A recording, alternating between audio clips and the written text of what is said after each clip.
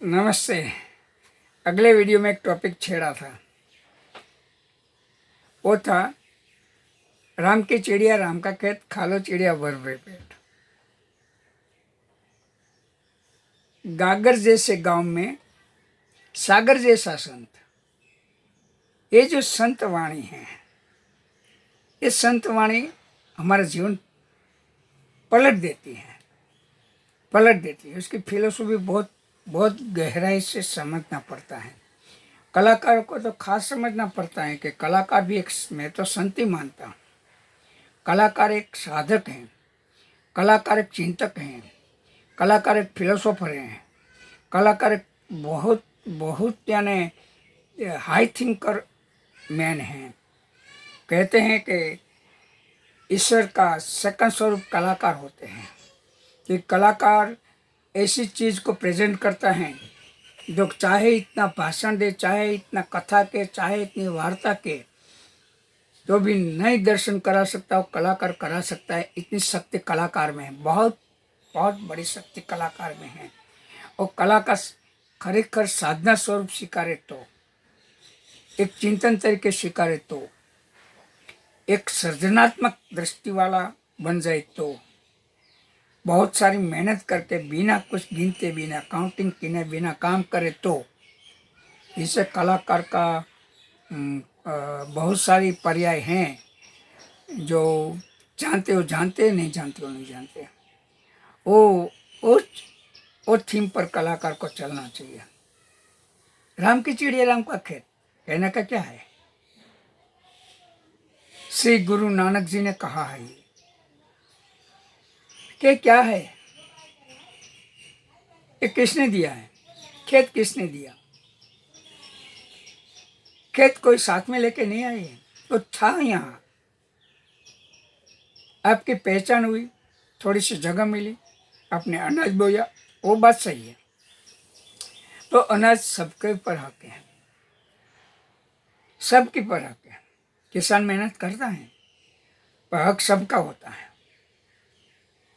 और ये सबका हक दिलाने के लिए ये लोगों को समझाया, समाज को समझाया इस समय गुरु नानक ने बहुत सरल અને एकदम सादगी રીતે। અને સંત ખરેખર સાદગી ही से समझाता वही संत है। नहीं कि 5-10 लाख का मंडप बनाए, 1-2 लाख का खुद का स्टेज बनाए और एसी लगवाए और कथा करे। वो कहाँ से संत हो सकता है? थोड़ी सी सादगी सहन नहीं कर सकता? क्या बनियान पहने खेस डालने से सादगी होगी? है? ये संत होगा, मुझे पता नहीं, मैं उसमें नहीं जानता। पर मैं तो गुरु नानक जैसा है, जलाराम, संत जलाराम, छोटा से गांव वीरपुर गांव में, सौराष्ट्र में, गोंडल के बगल में है, बहुत सुंदर गांव है। वहाँ एक भजनी ने कहा है कि गागर जेवड़ा गामा सागर जेवड़ो संत, यानी गागर यानी छोटा सा मटका होता है धातु का, पानी भर के लाने के लिए कुएं से, उसको गागर कहते हैं।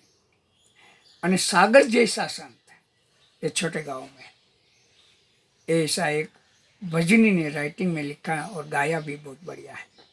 तो ये हमारा भी है, हम भी छोटे गांव से आते हैं, छोटे कस्बे में आते हैं, छोटी जगह से आते हैं, पर आपका नाम इतना रोशन हो जाए कि सागर भी छोटा पड़ता है, सागर भी छोटा लगता है। सागर चाहे इतना बड़ा हो, मिठास नहीं दे सकता। चाहे इतना बड़ा संत हो, चाहे इतना बड़ा धनवान हो, जो मिठास नहीं दे सकता वो सागर के समान है।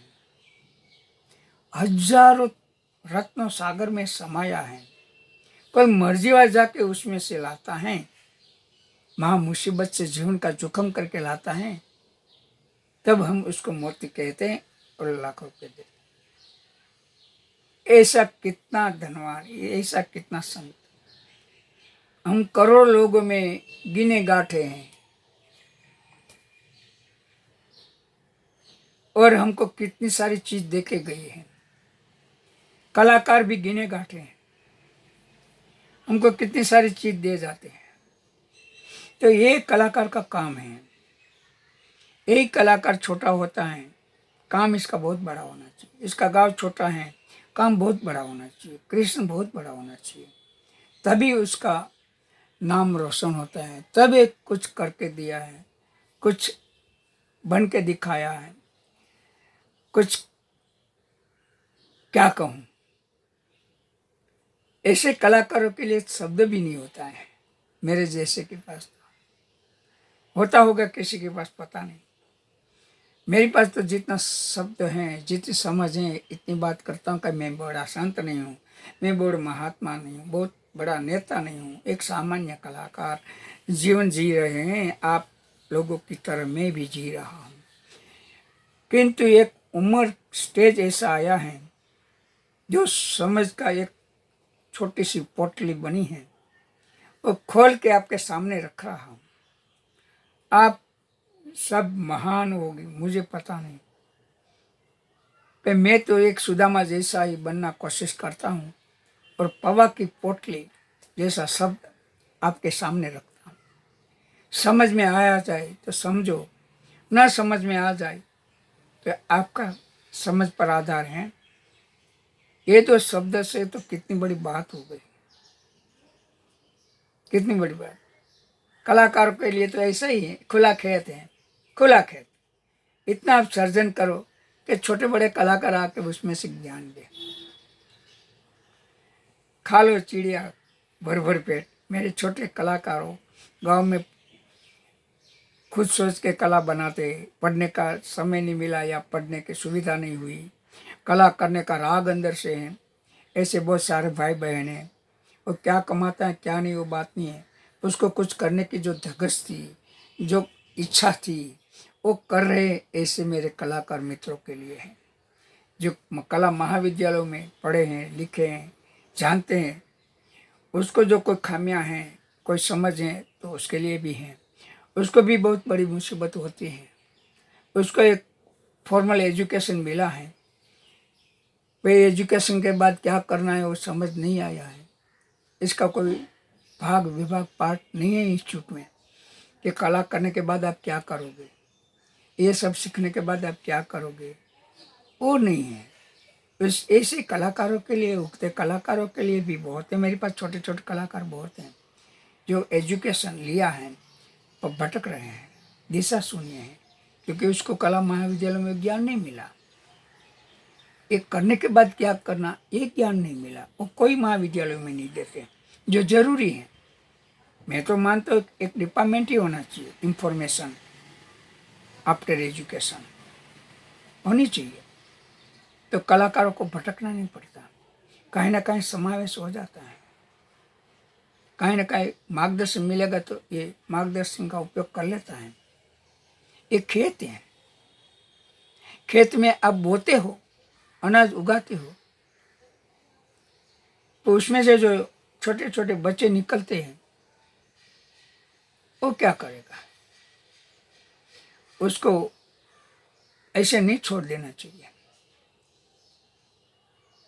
उसको कुछ सही मार्गदर्शन मिलना चाहिए, सही गाइडलाइन मिलना चाहिए। मुझे मेरी विनंती है सब कला महाविद्यालय, सब यूनिवर्सिटी को कि एक ऐसा डिपार्टमेंट बनाओ। मुझे लगता है इंफॉर्मेशन डिपार्टमेंट होता है, तो वो इंफॉर्मेशन टेक जो पढ़ी उसको आगे समझने के लिए। तो आप क्यों वैकेंसी वाला कोई ऐसा डिपार्टमेंट नहीं खोलते, लाइब्रेरी खोल देते, उसमें वो भाग रखो, बच्चा जाके इंफॉर्मेशन ले ले कि कहाँ कहाँ उसकी ये साल पोस्ट हैं, कहाँ उसका इंटरव्यू है, कैसा इंटरव्यू है, कैसे इंटरव्यू लेंगे। सब एक एजुकेशन होना चाहिए। मानो स्वतंत्र काम करे, फ्रीलांस काम करे तो कहाँ से करे, कैसे ले, कहाँ से ले, गैलरी कहाँ है, कौन सी गैलरी है, गवर्नमेंट गैलरी, गवर्नमेंट क्या ग्रांट देती है, सब इंफॉर्मेशन बच्चों को होना चाहिए। सब यूनिवर्सिटी ये सुने ना सुने, सबके लिए मेरी विनती है कि ये महाविद्यालयों, कला महाविद्यालयों से निकलते बच्चे को कोई न कोई ऐसा मार्गदर्शन मिलना चाहिए जो उसको रोजी रोटी मिले। जागृत जो स्टूडेंट है वो तो खोज लेते हैं, पर सब स्टूडेंट जागृत नहीं होते हैं। बहुत सारे स्टूडेंट दिशा शून्य होते हैं। बहुत सारे स्टूडेंट को ये तकलीफ होता है। सालों पहले कलाकारों को तकलीफ दूर करने के लिए आर्ट एजुकेशन हुआ, आर्ट एकेडमी हुई। रॉयल एकेडमी ने ये सब बहुत प्रचार किया। इससे तो कलाकार एजुकेटेड बना, और एजुकेटेड कलाकारों को बहुत सारी पोस्ट मिली हैं, बहुत सारी खुद ने ढूंढा है। यूनिवर्सिटी और से थोड़ा सा मिला होगा, आई डोंट नो, मुझे तो पता नहीं था कि कहीं क्लास में ही ऐसी कुछ बताते नहीं थे। बस ये करो, ऐसे करो, ये करो, वो माफ करो, वो लाइफ ऐसे करो, ऐसे यही होता रहता था। मैकेनिज्म, आर्ट मैकेनिज्म करने के बाद क्या, ये कोई प्रोडक्शन तो नहीं कि कंपनी खरीद लेगा और एडवर्टाइज करेगा, सेल करेगा, ऐसा तो नहीं। स्टूडेंट कोई प्रोडक्शन आइटम तो नहीं है। स्टूडेंट को ये मिलना चाहिए, ये जरूरी है, ऐसी मेरी विनती है। आज थोड़ा ऐसा दुख होता है, एजुकेशन निकलने के बाद स्टूडेंट जो दिशा शून्य है, उसके लिए मेरी विनती है। नमस्ते।